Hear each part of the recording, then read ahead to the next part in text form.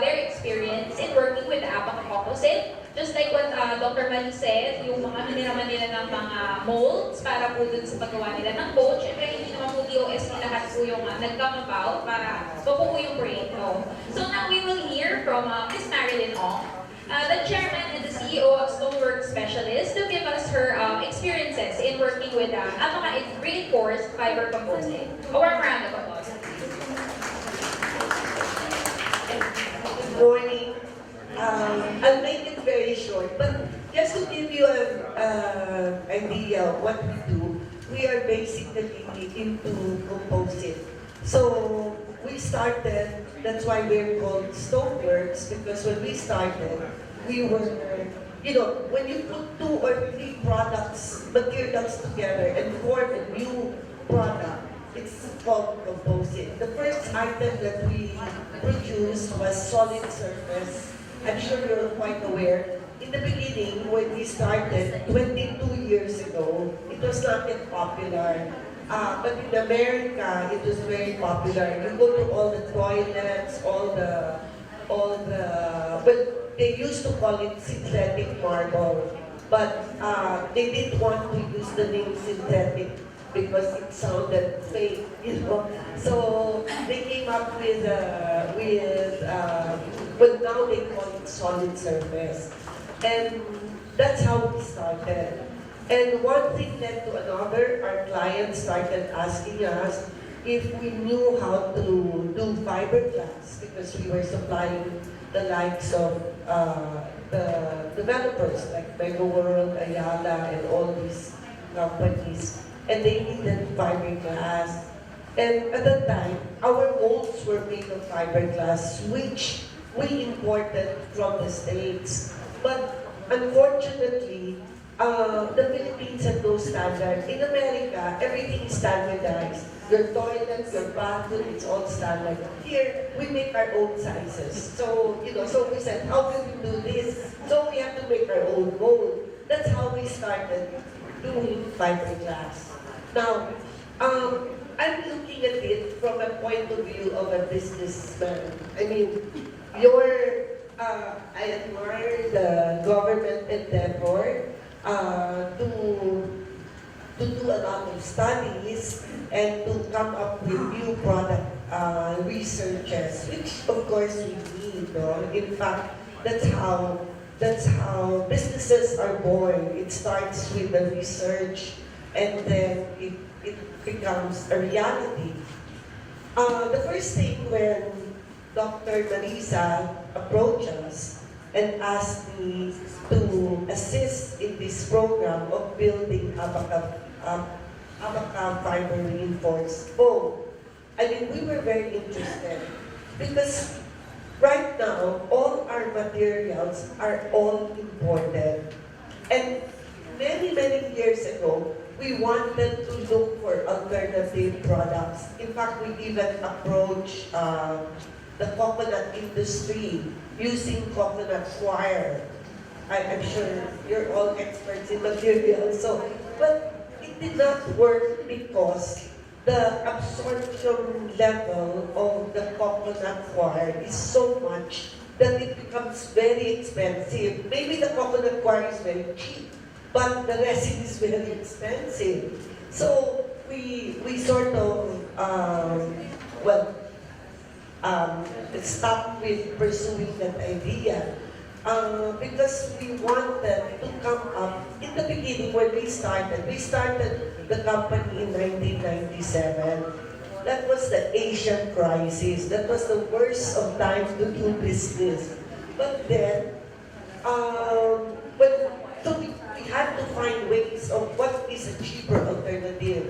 In the beginning, nobody wanted to do fiberglass boats because they said, ay, mahal yan, So they opted to do wooden boats because they could just get it from somewhere, in the province. But, and the first time that we started doing boats was year 2000. That was 19 years ago. And everybody that I would approach to would say, oh, masyadong mahal yan, masyado. So we kept on thinking, what is a better alternative? So we welcome very much the, you know, the DOST coming to us, helping in the doing the research and actually producing a boat, which you can see downstairs, no?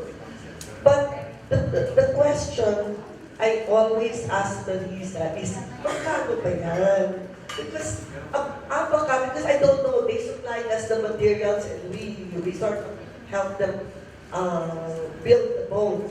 Because in anything, if you're going to be more expensive than fiberglass, then Abaca will not be sustainable. The problem with natural fibers is it's supply and demand. Like now, I found out from Dr. Cabrera's study that we even import. Said that we even import. So that means kulang. So I know we are exporting and we make more money exporting fiberglass. I did a quick research on what is the cost of of Abaca in the rope industry, and I think it came out to 450 pesos per kilo. That is a lot. That is expensive, you know, because we even import our materials.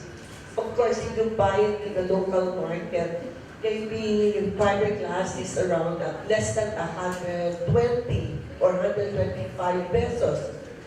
Oh, 130 if you buy it in the retail market. But we bring in our own containers and like it's so much lower. So how can we compete? That was always my question. It is a very noble project and I totally agree to use local materials if it's available. And that is the challenge. So I guess from the Department of Agriculture, we should encourage more people to plant Abaca because it is a very good product because the material itself is strong, it's good under the sea, you know, with salt water. So I don't see any reason why we cannot use it. But again, from the point of view of sustainability and commercially viable, we have to look at the costing. If it comes out cheaper, why not? Or because if it's readily available, because our problem is we even have to send, we have a factory also in Mindanao, in General Santos, and just sending the materials to Jensen is really a hassle, you know, it's expensive, it takes time, you know, but if they can source materials that are readily available, then that is a big help, you know. So basically, that's the, you know, we're very happy. I think that sea trial went very well. I just talked to the owner of Polymer a while ago, James Carlos, and he said, oh, your boat is very good. You know, he saw it downstairs and he's the expert in polymer and resins, you know. So that is, I think, the big challenge for bringing it to the next level. How do we make it commercially viable? So I guess we have to, because we have proven that the material works. And on another note, we're not just working with fiberglass. In fact, recently, we have been asked, we just did a project for Coca-Cola. Well, because now everybody is so environmentally conscious, okay? Their biggest problem is what do they do with all these Coke bottles, plastic bottles, cups? So they asked us to come up with benches. So we did a prototype for them, they liked it, they ordered several units, and in fact, I think some of them you will see in Manila Bay, they distributed it all over. But this is basically using garbage, which is the plastic we crush, the Coke bottles, and now, as much as possible, we want to help with the environment, no? In fact, we have a bigger size of dinghy. As you can see, it's double hull, okay? We have one hull under and the deck on top, no? We had a client, which I thought was a good idea, asked us to put empty bottles, water bottles, PET bottles, okay? We have another design that we have like a collar, like a rubber bowl, but it's also made of fiberglass. But they said, Marilyn, instead of making it empty, why don't we put bottles, yung mga Coke bottles? So we did, and because it has better buoyancy, So these are the things that we're very open. We'd like to work with companies, with the government on new ideas, new development,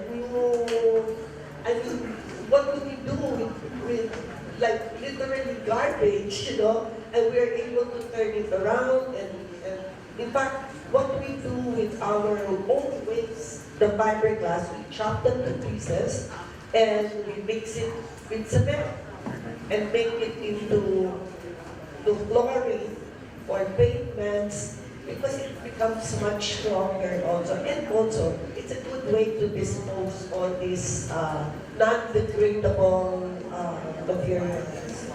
So, I guess that's from the point of view of a business person, but we always like to look for an opportunity and how do we fulfill that need, especially, well, right now we're very, very busy because of the new marina ruling that even the small podcast has to be phased out because wood is not safe, I mean, it's not only not safe, it's environmentally not good to cut down our trees. So we would like to do our share and it's not just a business, but it's also how we can help the community. So we are also setting up a training center very soon, teaching people how to work with composites, and it's going to be for free. Now, most of the people we have trained have either migrated to New Zealand and they're doing very well, to Australia, to all other countries. Well, of course, I'm happy for them because they bring me chocolates every time they come home. But see, it's a very big industry. Composite is a very, very big industry, and we can do many, many things. We are doing quite a number of things already. We do water tanks, we do manhole covers. I mean, clients come to us. We do it for Petron, Caltex, PTNT, Total, all these, because they come to us and tell us what their needs are, and our job is to fulfill the need. So, if we can work with Abaca, and if there's enough supply of Abaca, and if the price is right, I don't see any reason why it cannot be used.